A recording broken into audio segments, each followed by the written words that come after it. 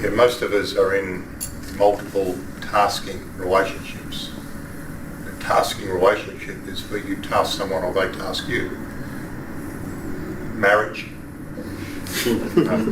children, parents, supervisor, people you supervise.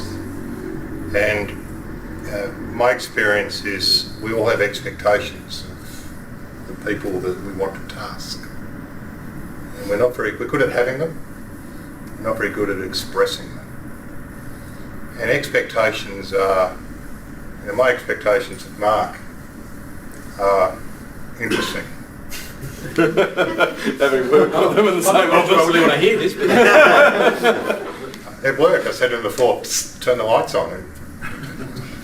But when I have expectations of Mark, he will behave in a way, in one of three ways. One, if I don't tell him what my expectations are, he will fumble around and will meet some of them and miss most of them because I haven't told him what they are. Two, if I issue the expectations in a directive way, they're called orders.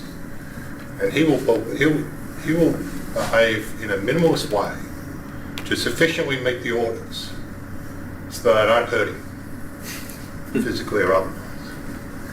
So that you get minimalist compliance behaviour. Psychologists will tell you that compliance behaviour is minimalist in order not to get in the shit. That's it. However, if I express my expectations to Mark and he talks about them and he says yes, no, maybe, counter offer, and we negotiate them, then my expectations have become something vastly more powerful. They become his commitments. Not because he has to avoid punishment, because he wants to. Because he wants to meet my expectations, reasonably negotiated between us. And so I adopted this tool many years ago, and I had many, many experiences with it.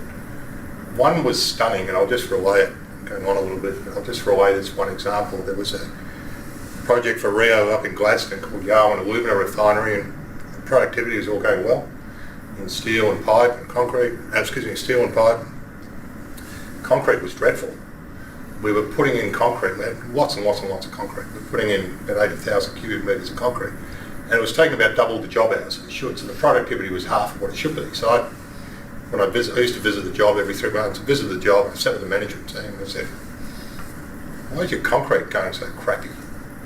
And their basic answer was, it was them. The guys. And I just lost it. So I sent one of the superintendents out to get the nearest concrete crew that wasn't actually in a pour and bring them into the office. And a number of people were aghast. The lead engineer, the site manager, the senior superintendent. You're going to bring them in here? Yep. Concrete crew in, put a cup of tea in them, a sandwich, sat around the table and said, this is the worst performing craft on this project. Concrete installation rates are dreadful. Why? And off they went in very colourful language. And it was 2 out of 3 loads of concrete have to be rejected because they're failing the swap test. We can't get enough rebar in time to place it in. The embeds are late. 20 minutes.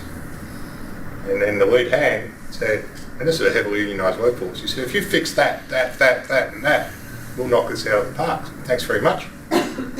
Sent them back outside. I said to the guys, I'll be back in a month. Do that, and that.